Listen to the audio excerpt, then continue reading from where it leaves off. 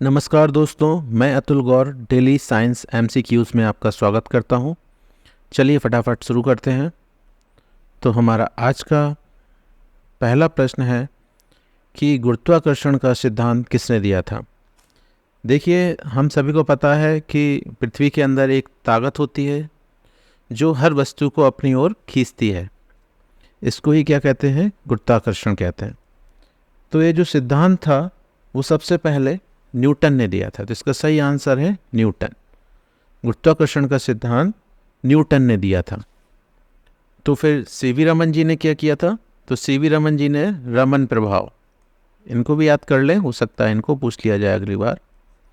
तो न्यूटन, गुरुत्वाकर्षण की खोज न्यूटन ने की थी, सीवी रमन ने रमन प्रभाव, एस.एन. बोस जी ने गॉड पार्टिकल, वहीं वोल्टा ने विद्युत सेल की खोज की थी, विद्युत सेल। ठीक है, ये बहुत ही इंपॉर्टेंट क्वेश्चन है, इसको अच्छे से याद रखिएगा। अगला प्रश्न है कि इसरो का मुख्यालय कहाँ पर है। तो जो इसरो का मुख्यालय है वो भारत के बेंगलुरु शहर में है। और इसरो का जो फुल फॉर्म होता है वो होता है इंडियन स्पेस रिसर्च ऑर्गेनाइजेशन। याद रखना है, इसरो का मुख्यालय बेंगलुरु में है। इनमें से भारतीय वैज्ञानिक हैं। तो देखिए, एडिशन विदेशी है, नाम से ही पता चल रहा है। मैडम क्यूरी विदेशी वैज्ञानिक है। गैलीलियो विदेशी वैज्ञानिक है। डॉक्टर हरगोविंद खुराना भारतीय मूल के वैज्ञानिक हैं। अतः इसका सही उत्तर है हरगोविंद खुराना। अगला है कि पेनिसिलिन की खोज किसने की थी। तो जो पेनिसिलिन की खोज की थी वो अलेक्जेंडर फ्लेमिंग ने की थी। कई बार ए फ्लेमिंग भी लिख के आ जाता है, तो इसका सही उत्तर है अलेक्जेंडर फ्लेमिंग।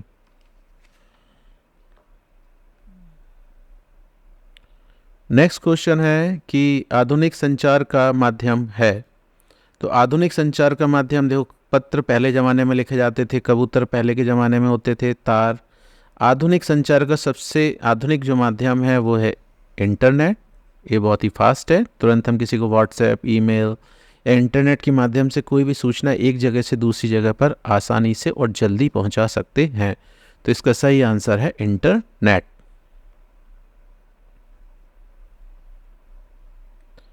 नेक्स्ट क्वेश्चन है कि पाई का मान ज्ञात करने वाले गणितज्ञ कौन थे। तो इसका सही उत्तर है आर्यभट्ट। जो आर्यभट्ट थे उन्होंने सबसे पहले पाई का मान बताया था। तो इसका सही उत्तर है आर्यभट्ट। ठीक है, इसको आपको याद रखना है कि पाई का मान जिसने बताया था वो थे आर्यभट्ट। अगला क्वेश्चन है कि सूचना और संचार प्रौद्योगिकी आईसीटी का आरंभ कब हुआ। तो भारत में शिक्षा के क्षेत्र में सूचना और संचार प्रौद्योगिकी का जो स्टार्टिंग हुई थी वो सन 2004 में हुई थी। तो इसका सही उत्तर है सन 2004।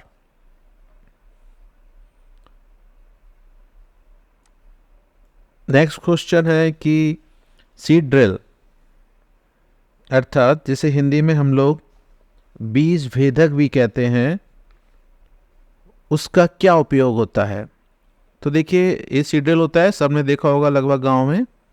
इस ऊपर जो टंकी होती है इसके अंदर हम लोग बीज डाल देते हैं और इसके थ्रू हम क्या करते हैं, बीज बोने का काम करते हैं।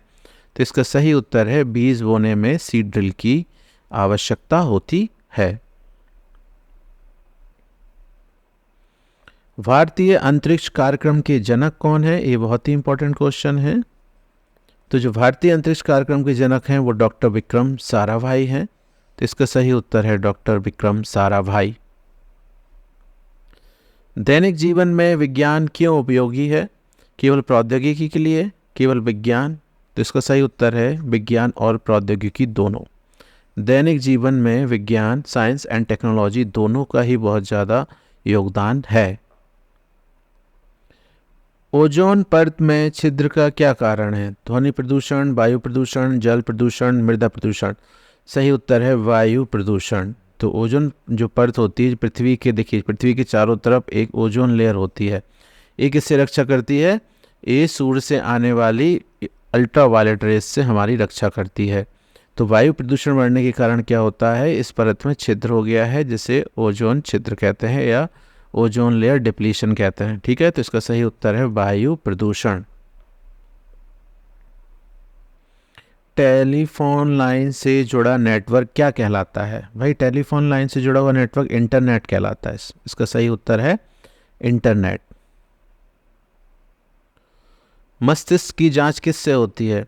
तो मस्तिष्क की जांच जो है वो स्कैनर से होती है। देखिए एक्सरे हमने कराया, इससे हड्डियों की जांच होती है। अल्ट्रासाउंड से क्या होता है, अपन लोग पेट के अंदरूनी जो अंग होते हैं उनकी जांच कर सकते हैं। थर्मामीटर से क्या करते हैं, शरीर का ताप निकाल सकते हैं। तो इसका सही उत्तर है स्कैनर। मस्तिष्क की जांच जो है वो स्कैनर से होती है।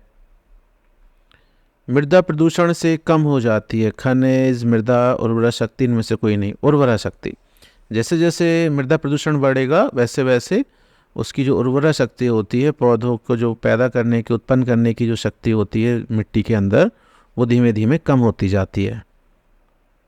ऊर्जा का नवीकरणीय स्रोत है, ये बोनस क्वेश्चन है।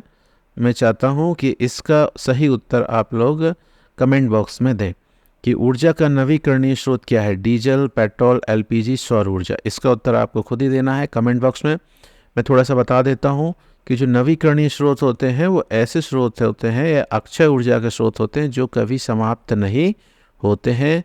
इनका भंडार जो है वो कभी समाप्त नहीं होगा। तो आपको बताना है कि इनमें से ऐसी कौन सी चीज़ है जो कितना भी यूज़ करोगे लेकिन वो समाप्त नहीं होगी। इसी के साथ हमारा आज का MCQ सेशन समाप्त होता है। जो भी व्यक्ति हमारे पेज को फॉलो करना चाहते हैं वो फेसबुक पर डेली साइंस या आओ विज्ञान सीखे नाम से हमारा पेज है, उसको फॉलो कर सकते हैं। और यूट्यूब पर मैं इस तरह के और भी बहुत सारे आपको MCQ हल करने के लिए वीडियोस मिल जाएंगे, तो आप हमारे यूट्यूब पर इस लिंक से जा सकते हैं। और इस पर तो आपको बिल्कुल ही जुड़ना चाहिए यदि आप स्टूडेंट हैं या टीचर भी हैं साइंस के। PUP टेट, CTET या किसी भी तरह 6th से लेकर 12th तक की भी यदि आप साइंस में इंटरेस्टेड हैं तो आपको मेरा टेलीग्राम का चैनल ज़रूर ज्वाइन करना चाहिए। इसमें मैं 5 से 7 MCQ पर डे भेजता हूँ, जहाँ पर आप उनको हल करके पता लगा सकते हैं कि वो सही है या गलत है।